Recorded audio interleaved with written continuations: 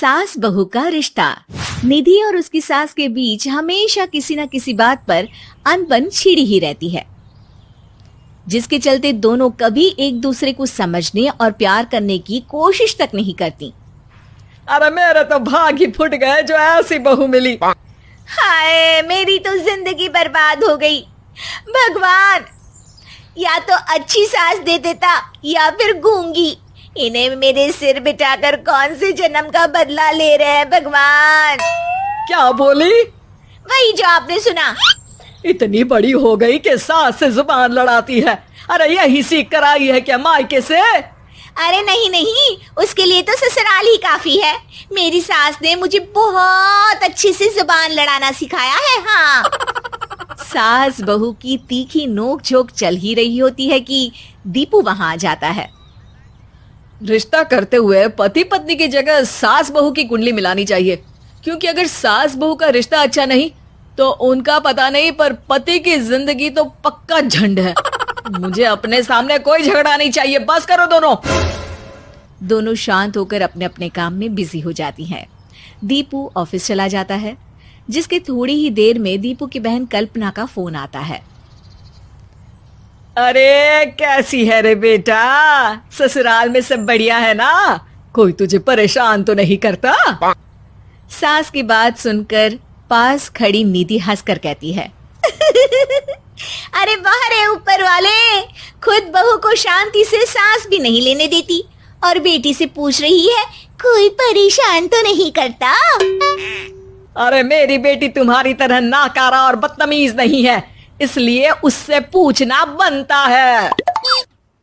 तो उनकी सास भी आपकी तरह नहीं होगी, इसीलिए उन्होंने कुछ बोला नहीं। और इसी के साथ एक बार फिर दोनों सास बहू के बीच तानों का युद्ध शुरू हो जाता है।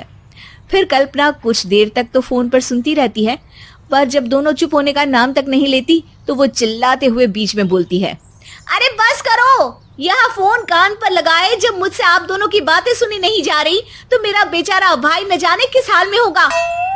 अरे ये सब तेरी भाभी की वजह से है बेटा। तो माँ, आप भी कुछ कम नहीं है। आप दोनों को ही अपना रिश्ता सुधारने की जरूरत है। मैं एक बाबा को जानती हूँ जो रिश्ते सुधारने में एक्सपर्ट हैं। आप दोनों उनके पास जाइए। ना जी ना, मैं ऐसे ढोंगी बाबा में नहीं मानती। देखा, कहा था ना। अरे ये तो हमारे घर में शांति चाहती ही नहीं है। भाभी, एक बार ट्राई करके तो देख लो। इस पर निधि मान जाती है और अगले ही दिन दीपू के ऑफिस जाने के बाद दोनों बाबा के पास पहुंच जाती हैं। सास बहू के बीच रिश्ता कुछ ज्यादा खास नहीं है। हर समय तू मैं चलती रहती है। हाँ जी हाँ, बिल्कुल सही। आप तो बहुत ज्ञानी है बाबा जी।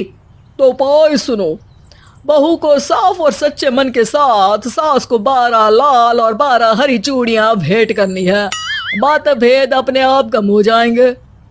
बाबा का उपाय सुन अगले दिन निधि सास को चूड़ियां भेंट कर देती है, लेकिन इससे भी उन दोनों के बीच कुछ सही नहीं होता।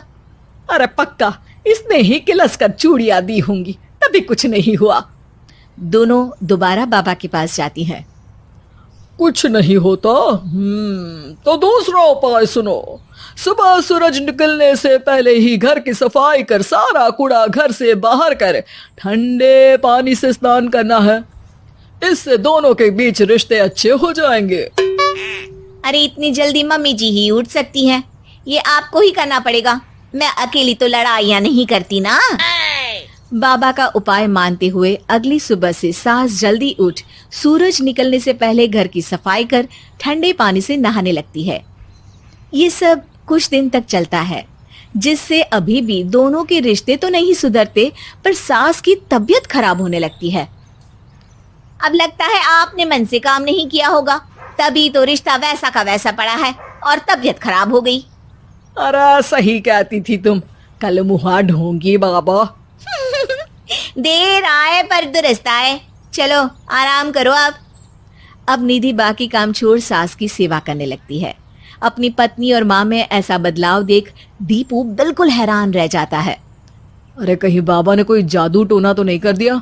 मेरी माँ और पत्नी इतना घुल मिल कर तो नहीं रहती। ओहो, सरकज़म।